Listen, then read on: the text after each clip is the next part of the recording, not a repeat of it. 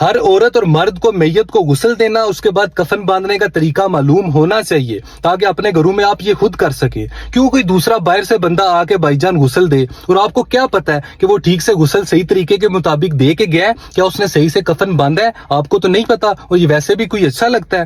تو اس لیے یہ طریقہ میں بتانے لگوں، اس کو اچھے سے سمجھ لیں. ٹھیک ہے، عورتیں عورتوں کو اپنے گھروں میں غسل دیں، مرد مردوں کو دیں، اور جو میاں بیوی ہیں وہ ایک دوسرے کو دے سکتے ہیں کیونکہ ان کا آپس میں کوئی پردہ نہیں ہے. ٹھیک ہے، صحیح بخاری میں مشکات میں آپ کو ایزیلی یہ مل جائے گا. اب حدیث کے مطابق جو بھائی جان طریقہ ہے نا، اس میں عورت اور مرد کے غسل کے طریقے میں کوئی فرق نہیں ہے. ٹھیک ہے، سب سے پہلے جس نے غسل دینا ہے وہ اپنے ہاتھوں کو اچھے سے دھو لے، اگر وہ وضو کر لے تو زیادہ بہتر ہے. ٹھیک ہے، اس کے بعد بھائی جان پانی میں بیری کے پتے ملا لیں، اگر وہ نہیں اویلیبل تو بھائی جان خیر ہے، چھوڑ دیں. اس کے بعد میت کے کپڑے ریموو کر کے، لیکن جو ستر کے جو پرائیویٹ پارٹس ہیں ان کو بھائی جان کور رکھیں. ٹھیک ہے، اور آپ نے اگر ہاتھ میں کچھ پہننا ہے تو پہن لے. اس کے بعد سب سے پہلے جو پیٹ ہے اس کو ایسے اوپر سے ایسے پریس کریں تاکہ اگر کوئی فضلہ وغیرہ پیٹ میں ہے تو وہ باہر نکل آئے. اس کے بعد میت کو استنجا کروائیں اور جو نجاست اور ناپاکی ہے بھائی جان وہاں پہ اچھے سے اس کو صاف کر دیں. اس کے بعد آپ نے میت کو بھائی جان وضو کروانا ہے، وضو جیسے نارملی ہم کرتے ہیں. اب جو کلی کروائیں گے آپ، اس میں آپ روئی کو ہلکا سا گیلا کر لیں. ٹھیک ہے، ایسے ہلکا ہلکا بس ایسے ہونٹوں پہ ایسے لگا لیں. ٹھیک ہے،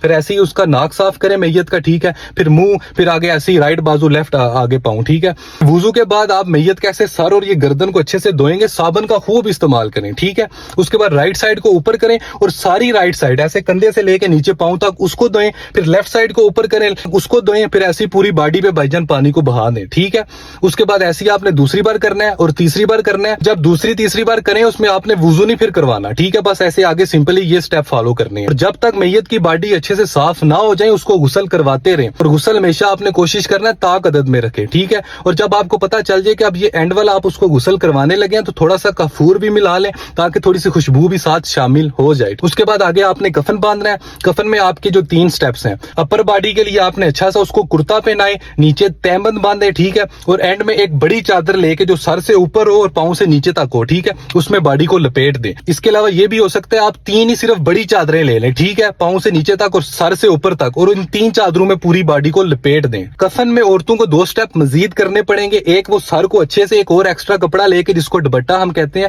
اس سے لپیٹیں گے. ٹھیک ہے بھائی جان، اس کے بعد جو ان کی اپر باڈی ہے اس کو بھی ایک ایکسٹرا کپڑے سے ٹھیک سے ایسے بھائی جان کور کر کے پریس رکھیں گے تاکہ آپ کی جو اپر باڈی کی فزیکل اپیرنس ہے وہ محسوس نہ ہو سکے. ٹھیک ہے، اس بات کا خیال رکھنا ہے. اس کے علاوہ سوسائٹی میں یہ بھی مشہور ہے کہ عورتوں کے بالوں کو آپ نے کچھ نہیں کرنا ہوتا، جبکہ ایسا بالکل نہیں ہے. ان کو اچھے سے کنگھی کریں بھائی جان اور اس کا اچھے سے جوڑا باندھیں. ٹھیک ہے، اور ایسے بس منہ کو چھوڑ کے پوری باڈی کو بھائی جان کور کر دیں.